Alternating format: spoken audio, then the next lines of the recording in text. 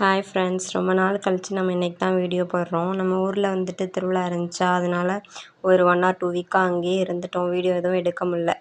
இன்றைக்கி வந்துட்டு சந்தையில் மீன் எடுத்துகிட்டு வந்தேன். விரதம்லாம் 1 மந்த் இருந்து முடிச்சாச்சு. சரி இன்றைக்கி மீன் எடுக்கலான்னு சொல்லிட்டு சந்தையில் மீன் எடுத்துகிட்டு வந்து அதை கழுவி வறுக்கிறதுக்கு ஃபஸ்ட்டு வந்து கார்ன்ஃப்ளவர் மாவு, மீன் பொடி, கொஞ்சோண்டு கேசரி பவுட்ரு இது எல்லாத்தையும் போட்டு நல்லா பெனஞ்சு எடுத்து வச்சுக்கிட்டேன். இந்த மீனுக்கு பேர் வந்து பார்த்திங்கன்னா அலஞ்சாங்குழஞ்சான் அப்படின்னு சொல்லிட்டு சொல்லுவாங்க. இந்த பக்கத்து தனியாக குழம்புக்கு கொஞ்சோண்டு மீன் எடுத்து வச்சுட்டேன். சரி வறுத்துடலாம் அப்படின்னு சொல்லிட்டு அடுப்பை பற்ற வச்சு கடாயை வச்சு எண்ணெயும் ஊற்றி எண்ணெய் காஞ்சதுக்கப்புறம் மீனையும் எடுத்து போட்டாச்சு. மீனை வறுத்துட்டு குழம்பு வைக்கலாம் அப்படின்னு சொல்லிட்டு தான் ஃபஸ்ட்டு வந்துட்டு மீனை வறுக்க ஸ்டார்ட் பண்ணியாச்சு ஃப்ரெண்ட்ஸ்.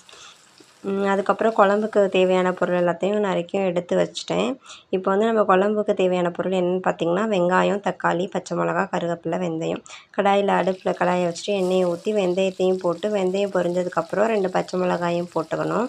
பச்சை மிளகாய் போட்டதுக்கப்புறம் சின்ன வெங்காயத்தையும் நறுக்கி வச்சதை போட்டுக்கிட்டு அது கூட கொஞ்சம் கருவேப்பிலையும் சேர்த்து நல்லா வதக்கி விட்டுக்கணும். மீன் குழம்புக்கு வந்துட்டு எண்ணெய் தான் நிறையா ஊற்றணும். எண்ணெய் நிறையா ஊற்றினா தான் குழம்பு நல்லா டேஸ்ட்டாக இருக்கும். இதெல்லாம் வதங்கினதுக்கப்புறம் 2 குட்டி தக்காளி எடுத்து நறுக்கி வச்சுருந்தேன்னா அதையும் இது கூடவே சேர்த்து நல்லா வதக்கிக்க வேண்டியதான்.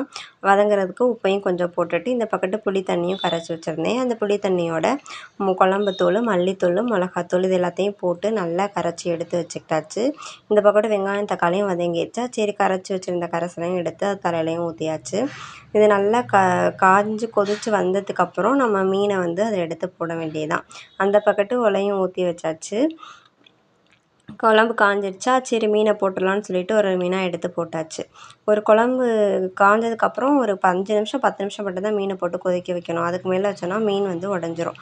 அவ்வளோதான் ஃப்ரெண்ட்ஸ் இன்றைக்கான வீடியோ. Okay bye, thank you.